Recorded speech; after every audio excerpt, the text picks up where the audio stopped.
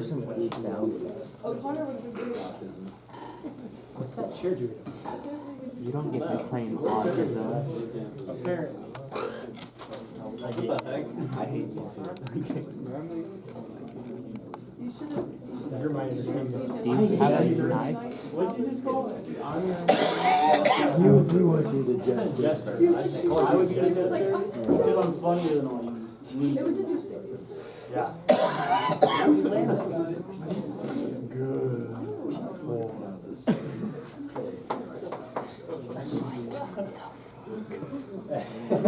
Me too.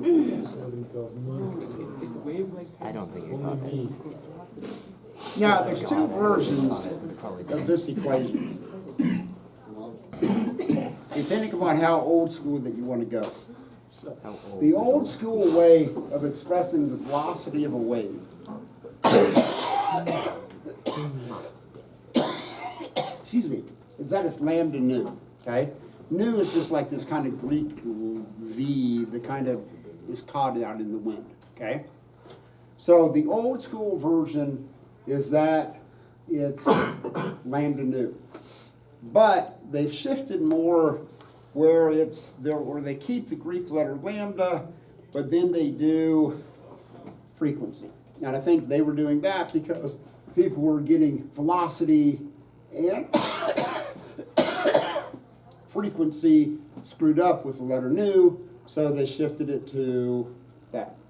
But again, here's the whole point of this. Is that as long as you have the same medium, whether that sound is in air or whatever, V is a constant. So what that means is that as you increase the wavelength, you decrease the frequency. Okay, so there's an inverse relationship between those two values. And the units work out nicely because you have lambda, which is going to be in meters. You have frequency, which is in hertz, which is 1/seconds. You get meters per second. Voila, here you go.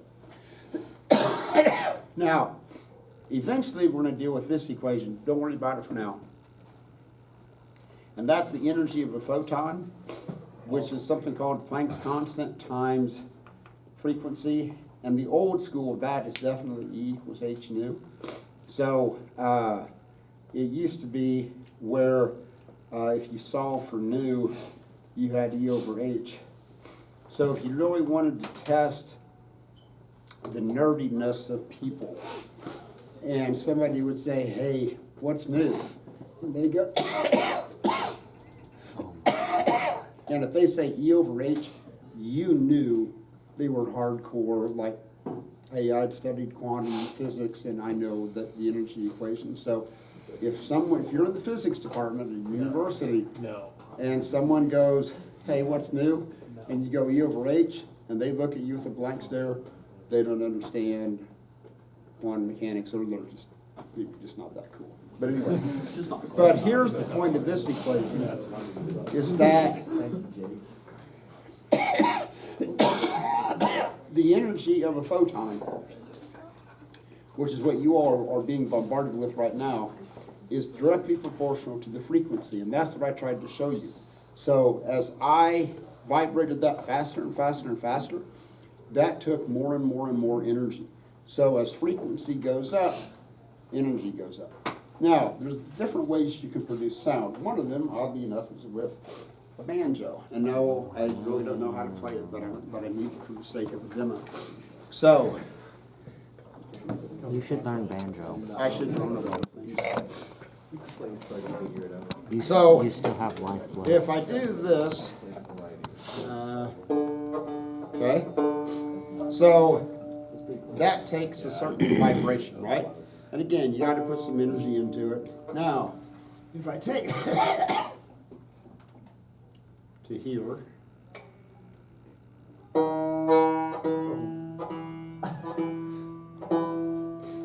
and I increase the tension, what does that do? You need, Changes the pitch, right? Okay? So if I back it off,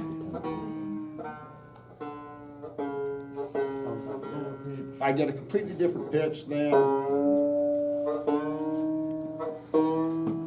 if I make it bigger, bigger, bigger. Okay? Now, so if you look at these strings, they all are kind of have different size lengths. So one of the things when you talk about strength is what we call mass per unit of length.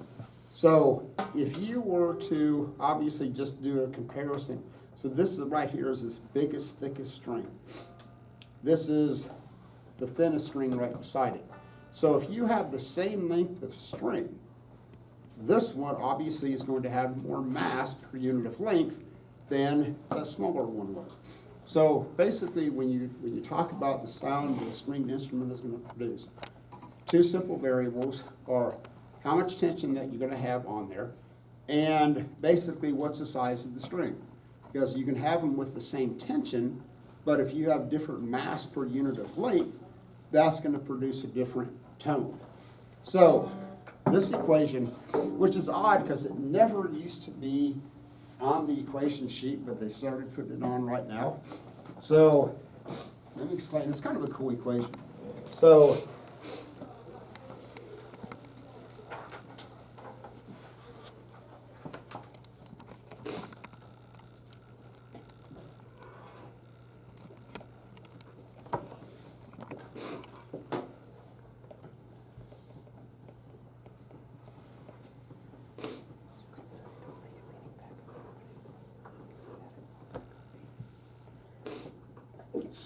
bless you.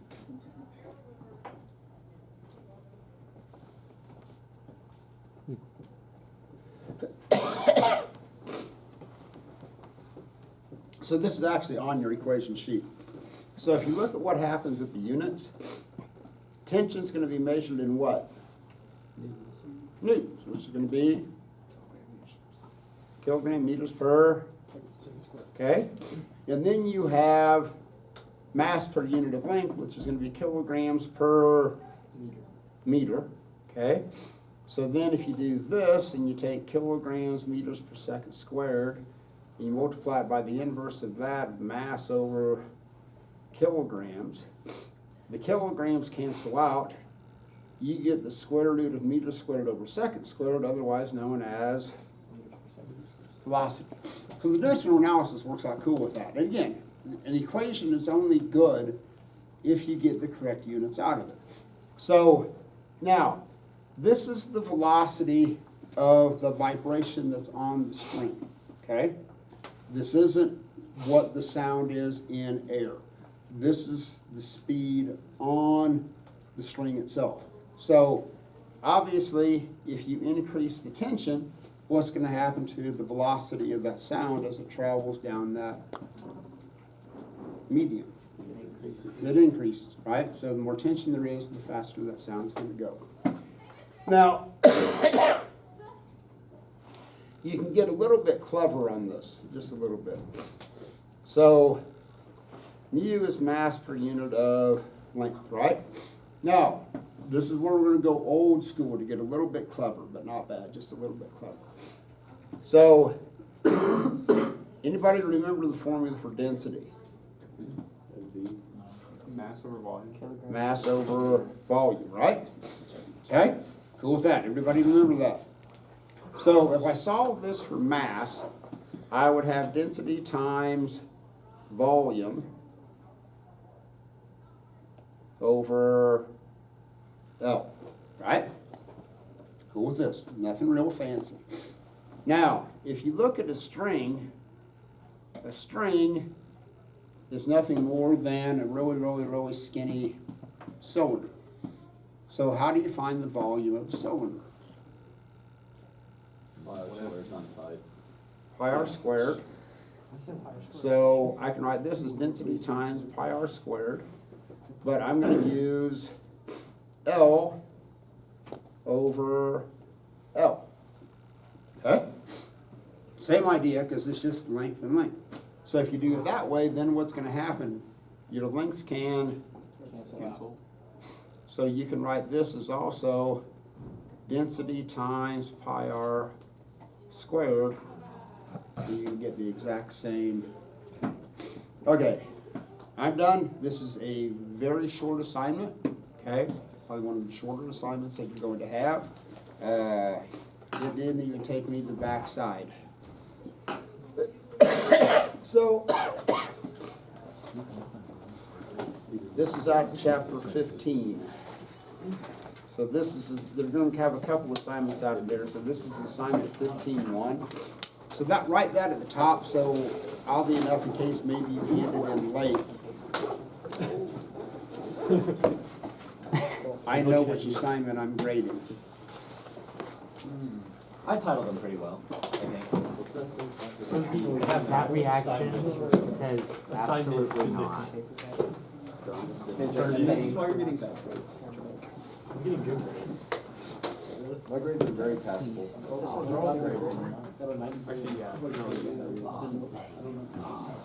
Berg, can I tune your banjo? Can you play some song? Exactly. We missed out one question. Now,